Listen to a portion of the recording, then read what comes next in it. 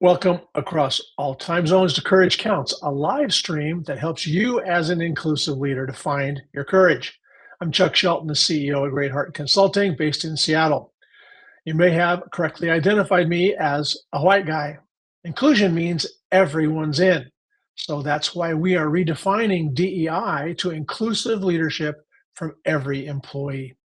We believe that each person in any role must learn to lead more inclusively in their tasks and on their teams to build relationships of trust and accountability across differences.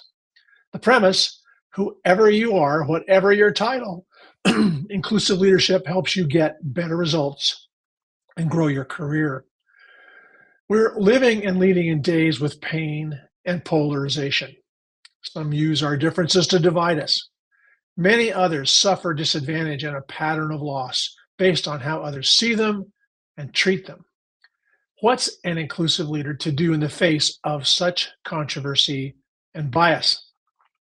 Well, we're going to come at this challenge from a fresh direction. Today, we're digging into the power of joy for inclusive leaders. To help us do just that, we are deeply honored to welcome Dr. Meg Warren today. Meg, welcome. It's so good to have you here. Thank you so much for having me here. Well, looking forward to the conversation. Dr. Warren is a professor of management at Western Washington University and a global expert on positive psychology and on men and women collaborating as allies. The two of us have published about joy for inclusive leaders in psychology today. This format gives us the chance to record our conversation about joy and then to interact live with viewers via the chat. So we invite you to chat generously and we'll respond. Let's jump into the conversation, Meg. Right now, conflict and suffering around diversity, equity, and inclusion is plaguing us. So my first question, why is this a vital time to explore the power of joy for inclusive leaders? Yes, I hear you. And thank you for having this courageous conversation, Chuck. Because we do have plenty of reasons to be disappointed with the conflict. Some of my research has looked at what happens when leaders retreat from their previous commitments and promises around diversity, equity, and inclusion. And what we find is that there's this sense of betrayal, right? We call it institutional betrayal because that betrayal is coming from the institution.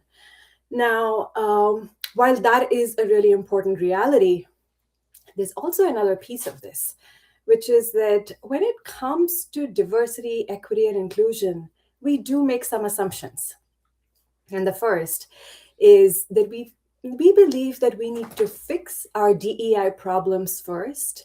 And once we have fairly inclusive organizations, then joy will be the natural outcome. And sure, if companies are perfect, we'd be joyful, but we really don't need to wait for that elusive future. We don't need to be stuck in the way that we are doing things right now, which is mostly feeling exhausting and painful for many of us. Because what I've learned from conducting 15 years of original research around the world is that inclusion and well-being are cyclical, which means if we intentionally spark joy in a healthy manner, it sets us up to be more inclusive.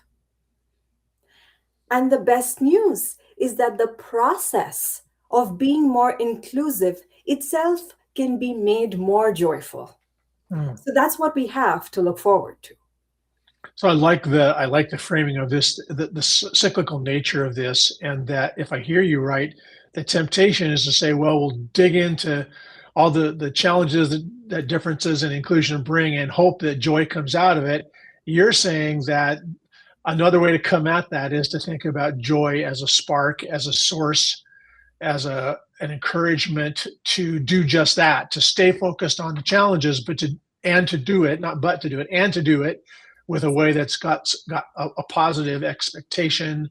One of the things we wrote about in our article was just the practical aspects of joy in our bodies, in our lives, not to ignore the pain and challenge, but to give us the chance to respond to it more effectively. Yes, because we need a breather. We can't be ruminating for too long and stew in that pain. We need to switch gears. We need to shift our emotional selves and step into a space that actually energizes us to respond. Yeah, that's so good. I think I've heard more about self-care, rest, attending to family, taking a break. I mean, there's like a whole language in the last year that's, I think earlier on it had kind of almost this survival tone to it. But I think what we're talking about is that's a strategy. It's as a thing we come naturally by. Self care isn't a completely foreign idea, but to maybe surprisingly, innovatively think that joy is a source for some of that caretaking of ourselves and others will reinvigorate and help us face not just the challenges, but to recognize all the good things that there are and the many contributions that we've already made. Yes, and I'm really glad that you bring this up because I think it deserves emphasis that this is not just about bringing in self-care to give us a breather while we do the hard work. It's reshaping Mhm. the work Yeah. itself to make it joyful so that we put joy first Mm. and we trust that that does take us to that inclusive space that we want to be in. I like that so much. Put joy first. And both of us have been in this work personally and professionally for a long time. I even notice in myself as much as humor and perspective and joy are important to me that I feel like the risk of like, are we slapping a happy face on this thing? Or in what ways is joy grounded in like who we are, who we want to be, who we want to be around? And that leads me to the next question. That's kind of at that personal level. What got you, Meg, so interested in positive psychology and the power of joy and allyship? Yeah. So, frankly, the way DEI, and allyship have been framed in the past is often like a grim duty, right? Hmm. And with my personality, I'm not a fan of grim duty. I like to choose to do things that are meaningful and bring joy, and to be trusted that I'll make good choices. And I'm sure that I'm not alone in this. When people are empowered with good information and strong tools, they do choose well. And I think this is why I find it so exciting to integrate positive psychology and allyship, Mhm. because positive psychology teaches us how to be well.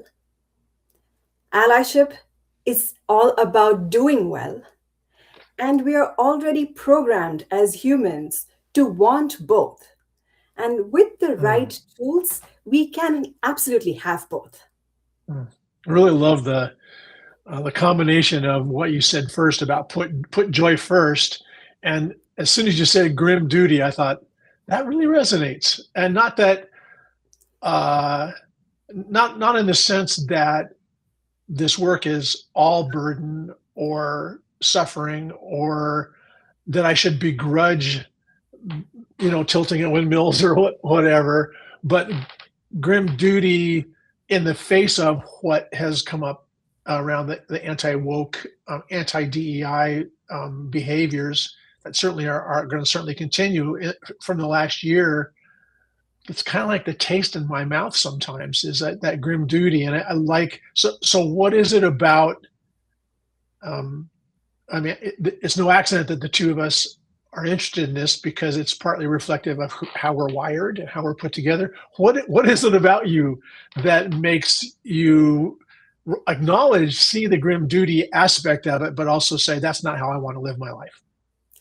Yeah, I think usually we come at it as from this perspective of grim duty because we fear that if we did not, we would not be taking it seriously enough. Mm, That mhm. these are difficult issues, there's a lot Yeah, of suffering, and we can't make light of it. And that's that's not what right. we're talking about at all. That's right. Uh, my background from looking at the work and really the power of the sort of work that Gandhi and MLK did.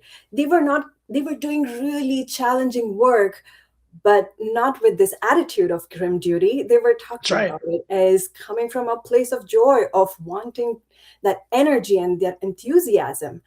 And I've seen that, especially when you look at this on an international scale, that across different cultures, people are able to bring this sense of joy to even this very Mhm. challenging work. So I know it is possible. And Mhm. I also know that when you're doing this for the long haul, it's not sustainable to stay in that Yeah, grim yeah. kind of space. I, You yeah. really need like a self-sustaining, energizing kind of attitude. And that positive psychology, that well-being kind, the joyful attitude really allows you to take that for the long term. I think it's so interesting to think about joy as a way of widening our lens, um, both in the direction, I mean, by connecting the seriousness of the work to sustainability. How do we stay at it? How do we stay at it? Maybe particularly now in a season of stepping back, understandable, may feel like withdrawal, and you're not sure about what's going to happen after you do that or as you do that, and learning to find courage to maybe at times have to lean in, have to go to the streets, have to stand up, have to say no.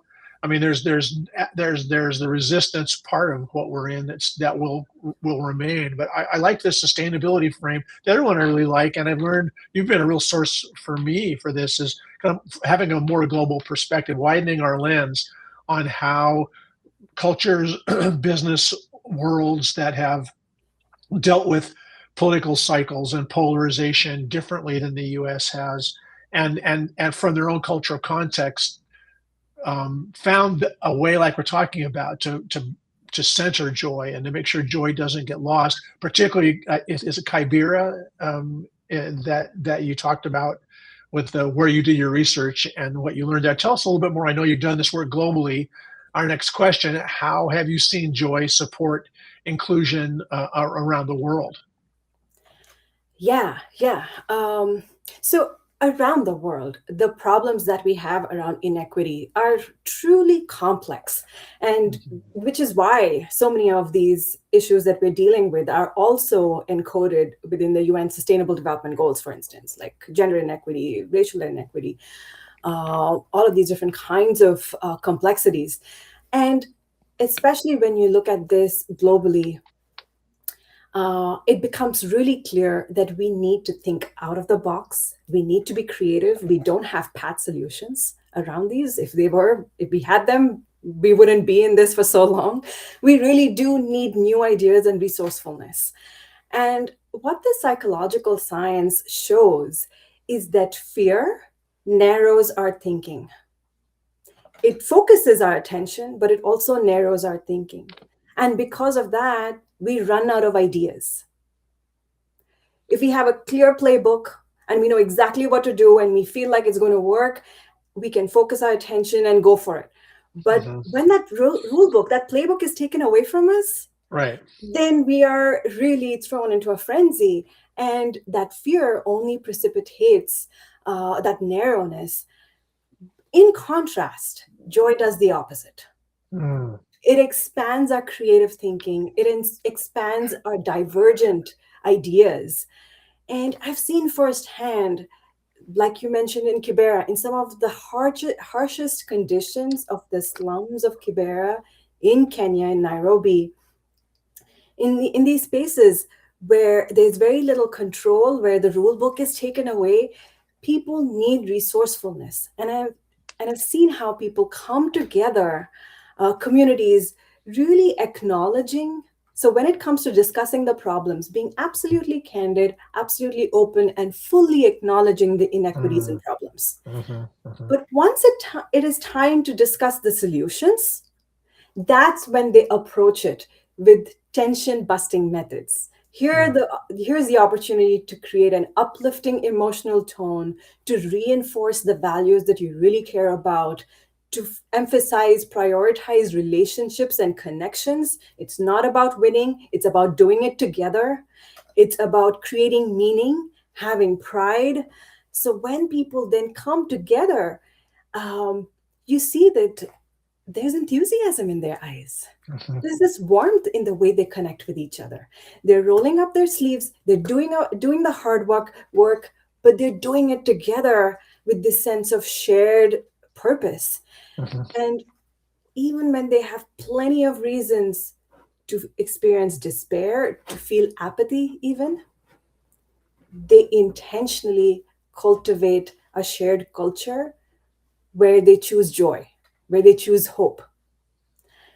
And for me, stepping back from all of this, here I am thinking, if you can experience joy in the slums of Kibera in Kenya, Mhm. why can't we have that here? If they Mhm. can do the hard work and make tangible progress, they're saving lives, they're making a difference, they're shifting their economic picture. If they're able to do that there, why not us? Why not here? Yeah, and that's I think what that's the connection to courage and perspective, isn't it? Because for you to see so tangibly, um, facing directly into the winds blowing in their faces that have existed for a long time and are not going to things their context isn't going to be transformed anytime soon, certainly not overnight. There still are choices and options about them doing it together and the tone they do it. It reminds me of the work I did over the years with years ago or earlier in my career with refugees, mostly from Cambodia and Vietnam. And the some of it was what had to happen inside a community that had been pushed out of their land of origin and starting a new life in Long Beach or Garden Grove or San Francisco or San Diego, but their capacity to do it intergenerationally, their ability to do it kind of vis-a-vis the humor of trying to fit into a new culture. I mean, there were just so many like levers for them. I saw them pull on that weren't things I ever had to learn how to do. So it's and you watch what we do when we face a crisis, whether it's on the streets of Minneapolis right now in response to the ice killing, or to what happened more across the United States after 9/11, or what happens when there's a global epidemic or a weather-related event, for example. It's that us part of it and the energy, the good energy, can be in there. Tell me a little bit more. Because you've talked about the what you saw in Kenya. Just say a little bit more about like what did it look like? What did they do to build that kind or express that kind of spirit you talked about? What did you see them doing? Yeah. I think it's probably most useful to think in terms of the contrast. So here, over decades, we have come to expect that our infrastructure is mostly stable, Hmm. and that if we want to make improvements, we can make little tweaks here and there, and we can get there. We can get to where we really want to be. In a context like Kibera, and I've seen this in several other countries too, in Congo, in war zones in Congo, uh, where you cannot rely on the infrastructure itself, when that itself is taken away, Yeah. then you need new methods, you need new ideas, and you're not looking at anyone else to fix the problems for you. You know, you have to get in there and you have to do it. And you're doing it not just for yourself, not just even for your next generation, but 7 generations after you. You're looking at shifting the entire tone of your community. Hmm. Hmm. And when you have that sense of clear purpose, that you're what you're trying to do is much huger and larger than yourself, I think that can be a real Hmm. unifier, bringing people together and saying we're in this together. I really like that. Again, it reminds me of what you said about positive psychology earlier in the conversation. It's acknowledging that to some degree inherently and in some contexts sometimes explicitly we have to find a way forward together that is sustainable, that's positive, that pulls people in instead of pushing people away, even while especially as we're face to face with things that are really terrible and difficult. Um, that seems like such good counsel, such a good benchmark for us when so many of us have had economic impacts from the last year. many of us are still, I mean, their families fearing or having experienced deportation or other, seriously life-changing situations. The That's a latest really interesting balance. the latest statistics show that 40% of Americans are financially precarious, one Mm, paycheck away yeah, from poverty or homelessness. yeah, And so we're really talking about the rule book being taken away. right. And it's not, and in a time when engagement around institutions like political institutions, which previous generations, I don't know if we've taken it for granted, but there certainly wasn't the churn and the distrust. And then you add in social media and sometimes the way AI is being used, it can drive things faster in the other direction. So again, to me, this seems like a really fabulous time to be thinking about joy as something that's accessible, familiar to us, and also something that we can think about strategically as well as tactically, right? It's not just us, it's us together thinking about how to do this. And I think that's where it fits really well with the leadership work, is that it's infectious. It's us, it's me and us in terms of it. That leads me to my next question, a little bit more in an organizational context, because I know your research is focused on this. What happens when leaders recognize the contributions of marginalized employees? This is an area that's inclusive leadership certainly has and will continue to focus on. And I know you've done some research around around inclusion and joy and the impact on folks who are experiencing marginality at work. Yeah, yeah.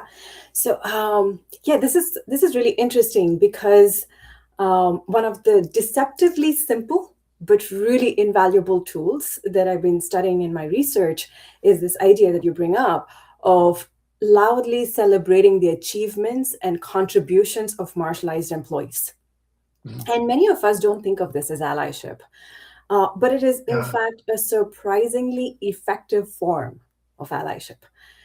And what my team's research has shown is this is powerful, especially in the context of when a marginalized employee is feeling belittled, or let's say in a group meeting or a group setting. If there is someone who is belittling a marginalized group member, for a leader to redirect the conversation to emphasize their achievements can dynamically boost that person's sense of inclusion and well-being.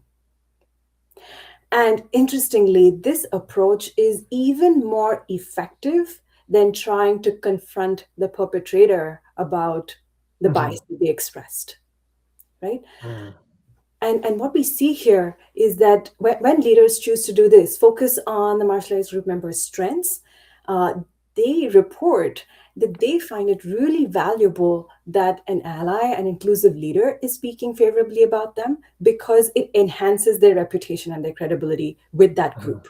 Mhm. So now you have an ally advocating for them, which is making a much larger impact than if they had to fight for themselves and speak up for themselves in that moment.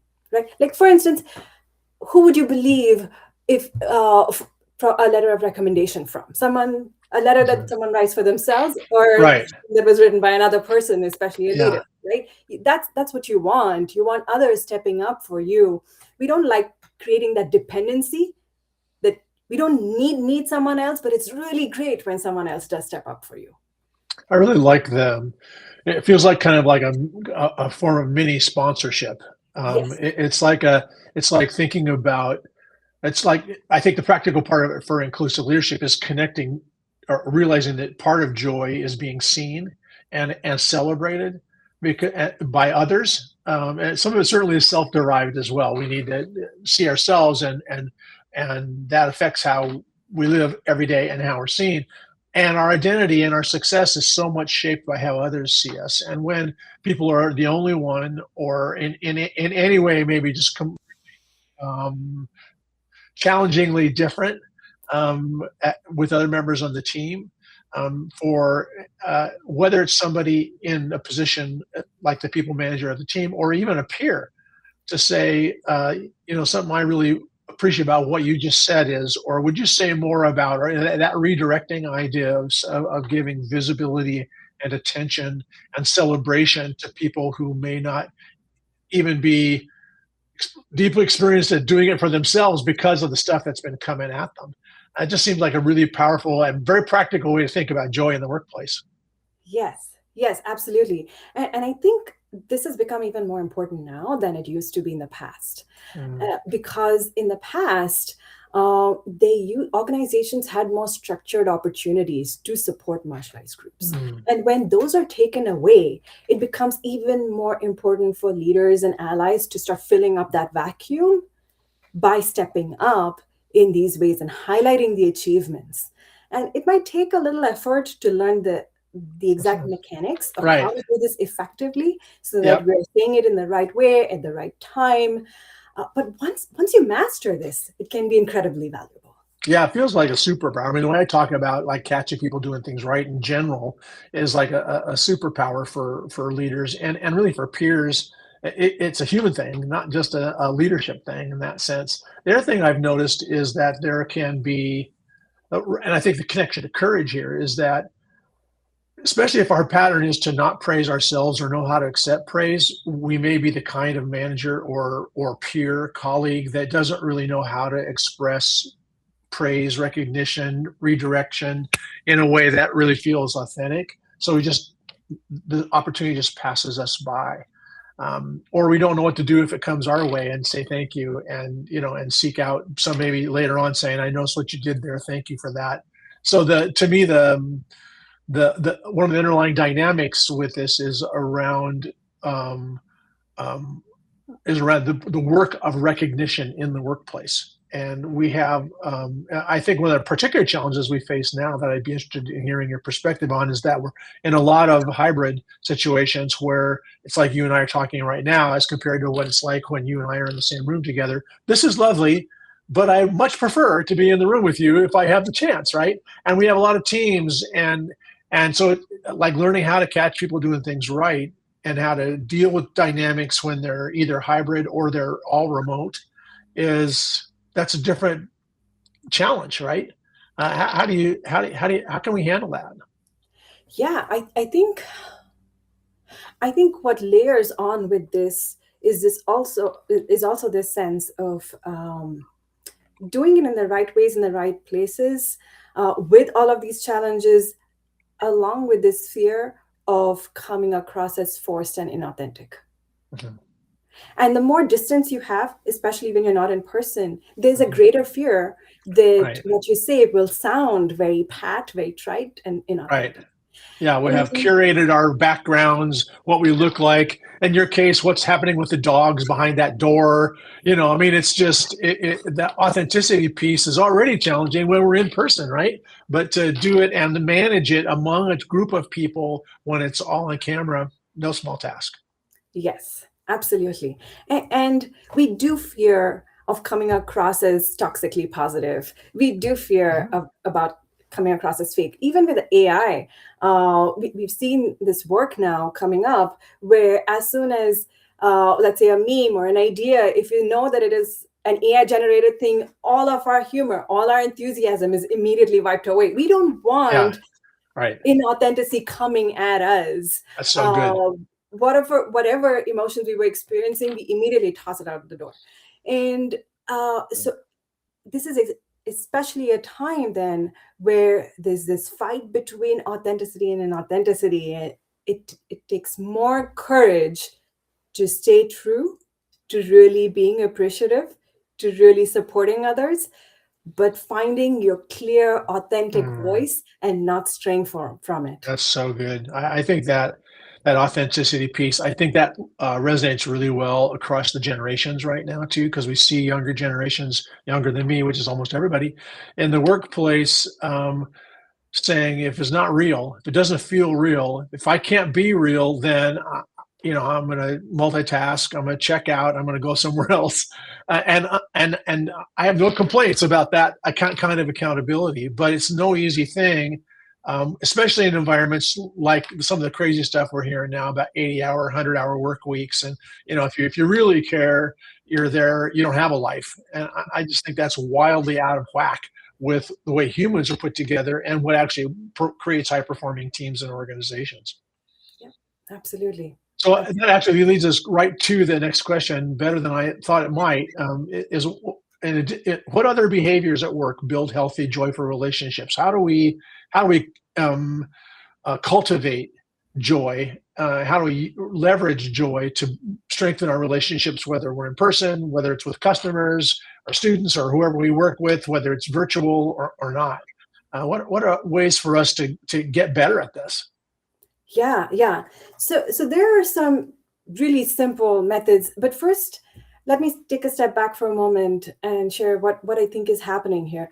Um, in the frenzy of what we are going through right now, uh, there is a tendency to put others' needs on the back burner, Mm, right? And the surprising psychology of allyship and well-being is that I mean, it feels like we should know this, and we do at some level, but to really have this sink in, that helping others anchors our own well-being, mm, mm, right?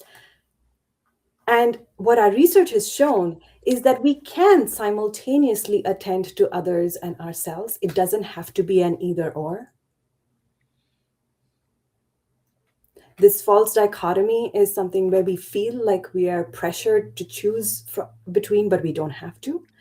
And there are a few things that we can do. They're really deceptively simple, so it may be easy to brush it off, but they really are the mhm, foundation for building strong relationships. A really simple one: active listening. And what I mean by this is really being fully present, especially at a time where our screens and our cell phones and our pop ups on our computers are constantly battling for our time and yeah. attention, to actively listen, because it is the gateway to really hearing and being attuned to others' suffering. Mhm, And what that does is, when we listen carefully with this sense of being emotionally stable first, listening but with emotional stability, it gets our gears turning on how we can actually make a difference. mhm, So being identifying really good strategies to provide effective support, whether that support is emotional, whether it is practical, knowing what is needed, being sensitive to the cues of what is needed there, and how we can respond to this effectively. Right? That's one example. Another example is, especially during the challenging times that we have right now, where people feel overwhelmed and they start doubting themselves and their mm, abilities, being that leader who provides really important reassurance, where you can reassure people that they can tap into their strengths and they can win this. Right? I like that. When our playbook is changing, when AI is taking over our voice and kind of making us rethink what our real contributions are, and when people are trying to navigate complex systems and situations, they are coming up with new ideas. What we need from leaders is them cheering them on, being on the sidelines and really helping your employees move forward and cheering them on. These are simple strategies that can be really powerful, because they essentially build what are called psychological resources Mhm, for your employees. But at the same time, it's doing something for yourself too. What mhm, it's doing is it's pulling us out of our own isolation. It's building our own resilience. When we see other people overcome challenges with our support and our help, it reinforces that we can be resilient too. mhm. That's so good. Go ahead. it and that collectively boosts our own psychological well-being. Mhm. I love the connection between care for others as a practical way to inculcate joy in our own lives through listening, through reassurance. I like that directionality towards strengths. and reminding people, and it invites all of us to personal responsibility and for them to become actors in their own lives, even or maybe especially as they face such difficult things. And then the idea of like real recognition of them, maybe even getting used to a diet of being seen and appreciated.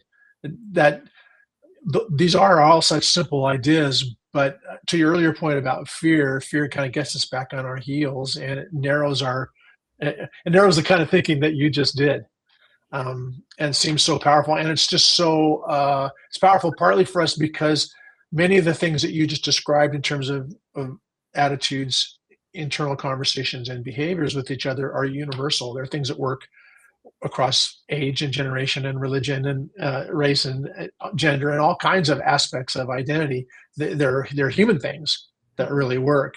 I want to take us a little bit um, back in the direction of kind of the shadow part of this.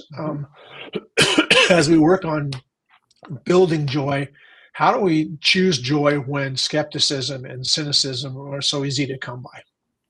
Yeah, I think first it's really important for us to remind ourselves that like some really incredible research Stanford professor Jamil Zaki has done shows that cynicism suppresses action, Mm. the exact opposite of what we really want to have right now, Mhm.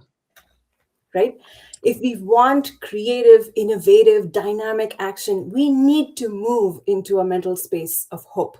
And he calls it hopeful skepticism, the idea that you Ah, trust others, but you're uh-huh. open to new evidence. So you're not it's not blind hope, it's Right. very aware hope, right? But this is a really important step on that journey into joy, because that's what inspires effective action. The second important thing I think here is that if leaders want their people to experience hope, we really need to create an organizational environment that sparks hope and joy as an Hmm. intentional practice. Yeah. Yeah. I was thinking the word evidence before you said it. And it makes me think that part of the while, like we've been talking about all along, while we acknowledge the challenge, we don't ignore the pain. This isn't toxic positivity. We aren't slapping a happy face on it. And we also recognize that there's evidence in our own lives, in our own souls and spirits and bodies, and between us and in society that joy and hope are powerful sources, like you talked about for the folks in Kenya, to imagine being a part of transformation, especially in the face of the work. I think about the reconciliation work that's been attempted in South Africa after apartheid. I think about watching in the anti-racist work in the United States, watching for how mindfulness is kind of snuck into some of that conversation, and how we're talking about reparations and talking about systemic related challenges to things that speak to justice, and they generate an expectation, a positive expectation. For me, I don't come by skepticism and cynicism naturally, which means I'm probably at risk for toxic positivity. On my strength finders, positivity is one of my top five. Um, and I think the limiting nature of only taking into account the evidence that's staring us in the eyes that things are really messed up is so profoundly self-limiting. And we need to sort that ourselves, and we need to help each other sort for that. Yeah, yeah. Interestingly, I can be very cynical, Uh-huh. and that's part of me too. But I also often can tell when this is not serving, right? Right, And then here's the right. research too that absolutely supports that. And when you have to shift, you it's an intentional practice. It Mhm. cynicism may engulf us when our environment feels like it's creating despair. That's a natural human response for many of us. Yeah, But we can't be passive about joy and say when things get better then I will be joyful. right. Can you Yeah, bring back to yeah. our expectations? that I started off with. It has to be an intentional choice, an intentional practice, without it being a forced positivity. We're not saying that intentional doesn't mean Right. we mandate it. Right. Yeah. You will be joyful. That works great. Intentional is about creating that environment with Mhm. purpose, so joy naturally comes through.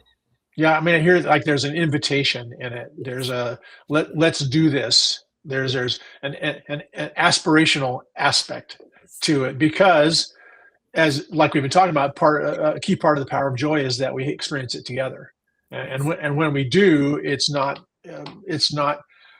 denying the rationality of being skeptical or cynical because those are completely reasonable choices. It's just that they aren't high performing choices if we sustain them.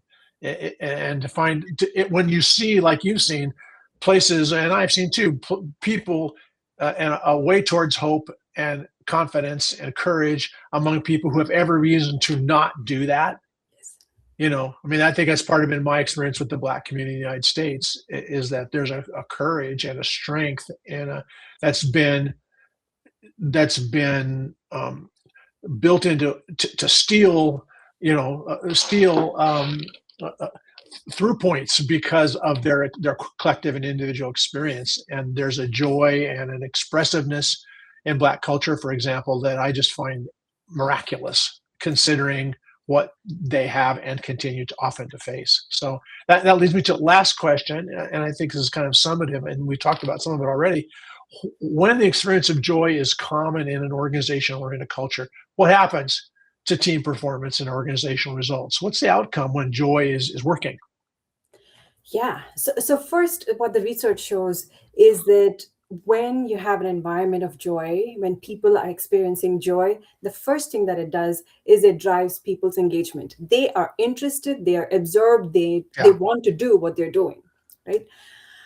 And when you're engaged and you're coming from that space of joy and enthusiasm, it absolutely drives performance. You have good results. Yep. Uh, and the way this works is in a couple of different ways. One is that it improves our creativity. We have Mhm. better creative insight. We have better innovation. Mhm. It also frees us up to take risks, to speak up, to Mm. explore new ideas. Um, we're also more likely to work better with others. And this is so important right now when we have so much of Right. friction and And fracturing fear. between people, so much fear in even Yeah. talking to each other. We have so much fear. Right. Uh, and when we have joy, what's really interesting, this is not necessarily an intentional thing that you're trying to do, but a natural outcome of joy is that Mhm. we are less likely to take things personally. Yes. And because of that, we just Mm. naturally reduce conflict. It's not about avoiding conflict. Right. We just seek to understand, so conflict disappears. Yeah. Well, that's a whole other show, huh? The connection to the rise of conflict. One way to that one source for the choice to cynicism right now is that we're way better at having conflict than we are resolving and are using it to help us move ahead.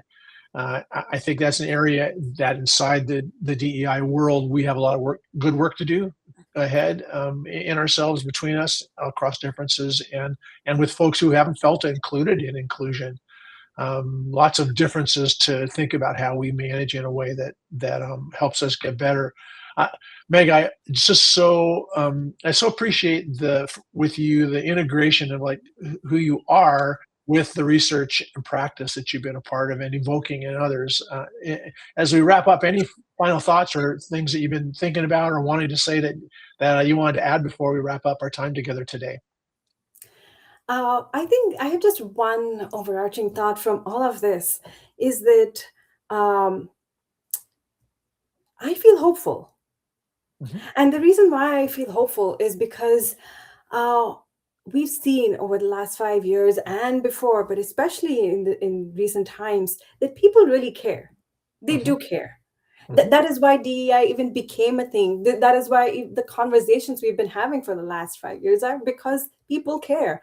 And Yeah. we want to do right. We want to do right by others. We want to do right by ourselves and our organizations. We want to do it all.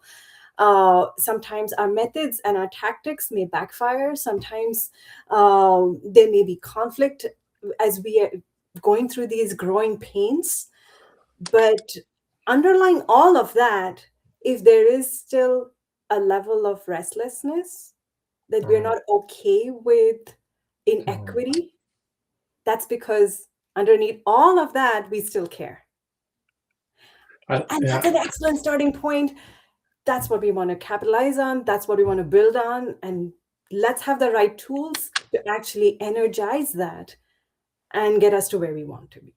I just so appreciate that. It positions joy as as a source, as a resource to counteract the recklessness, to